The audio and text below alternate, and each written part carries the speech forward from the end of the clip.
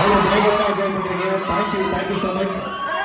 அதுவும் நீங்கள் காலேஜில் ஃப்ரெஷர்ஸ் டே அப்படிங்கிற மாதிரிலாம் சொல்கிறாங்க. நீங்கள் எல்லாரும் ஃப்ரெஷர்ஸ் மாதிரியே இல்லை, அப்படியே சும்மா கேலப்பாக பயங்கர மஜாவாக இருக்கீங்க.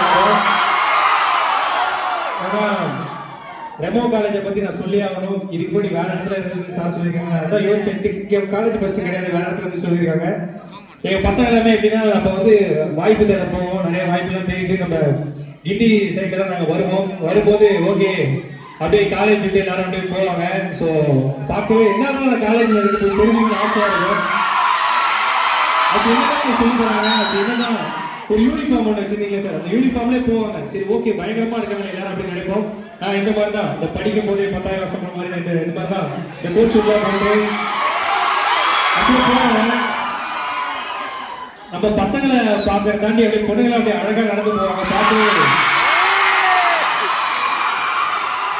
அவ்வளோ சந்தோஷமா இருக்கும். சரி எங்கடா படிக்கணும்னு பார்க்கும்போது ஸோ அப்போ எனக்கு வந்து அந்த காலேஜை பற்றி தெரியல. இது ஃப்ளைட் சிம்பிள் மட்டும் இருக்கும், ஏர் இந்தியா ஃப்ளைட் மாதிரி இந்த ஃப்ளைட் சிம்பிள் மட்டும் ரெமோ காலேஜ் வந்து சரி ஓகே ஏதோ ஃப்ளைட்டை பற்றி படிக்கிறாங்க போல அப்படின்னு நினச்சிட்டு இருந்தேன். ஸோ அதுக்கப்புறம் ஒரு 5 வருஷத்துக்கு முன்னாடி தான் நான் வந்து இந்த பசங்களை படிக்க ஆரம்பிக்கும் போது ஒரு 2 பெண் குழந்தைங்க வந்து சொன்னாங்க இந்த மாதிரி ஃபீஸ் கட்ட முடியல அப்படின்னு சொல்லும்போது அப்போ இந்த காலேஜுக்கு நான் ஃபீஸ் கட்டி அவங்களுடைய ஒரு 6-7 மாதம் கழிச்சு காலேஜ் கட்ட முடியலன்னு சொல்லி அதுக்கப்புறம் நான் கட்ட ஆரம்பிச்சு அதுக்கப்புறம் தான் இந்த காலேஜ்னா என்னங்கிறதே எனக்கு தெரிய வந்தது.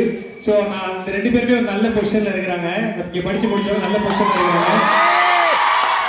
ஸோ எனக்கு அப்போ தான் தெரிஞ்சுது. ஸோ இதுக்குள்ள அவ்வளோ விஷயங்கள் இருக்கு அப்படின்னு அந்த எனக்கு தங்கச்சிங்க சொன்னாங்க இப்படிதான் விஷயம் இருக்குண்ணா அப்படின்னாங்க. அப்போ தான் எனக்கு தெரியும் இப்படி இருக்கா அப்படின்னு சொல்லிட்டு ரொம்ப நன்றி சார். ஃபர்ஸ்ட் நான் சாரை பார்த்தோன்னே ஏதோ வந்து கமர்ஷியல் படத்தோட வில்லன் மாதிரி டெரரா இருந்தாரு,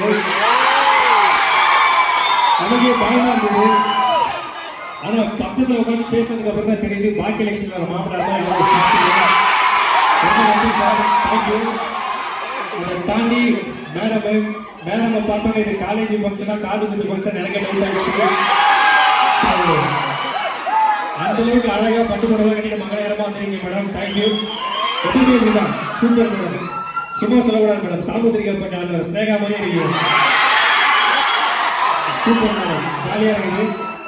அதை தாண்டி மேடமை பத்தி சொல்லணும்னா மேடம் அப்படின்னா இந்த உதவாக்கிற மாப்பிள்ளைக்கு நல்ல பொண்ணை கல்யாணம் பண்ணி கொடுத்த அம்மா மாதிரி எனக்கு ஃபோன் பண்ணி வெரிஃபை பண்ணிக்கிட்டே இருப்பாங்க டெய்லி ஃபோன். சார் நாளைக்கு வந்துருவீங்களே சார் அப்படியே அடிச்சுட்டே இருப்பாங்க மேடம். எப்படின்னா வந்து தம்பி ஒழுங்கா என் பொண்ணை பார்த்துப்பீங்கப்பா அந்த மாதிரியே இருக்காங்க பேசுறது. சார் நாளைக்கு வந்துருவீங்களா சார் அப்படின்னு அழகா பேசுவாங்க மேடம். வந்துட்டு மேடம் சொன்ன மாதிரி வந்துட்டேன், ஒரு 1/2 hour டிலே ஆனால் வந்துட்டேன், சாரி பார்த்துட்டேன் madam. Thank you. I love you.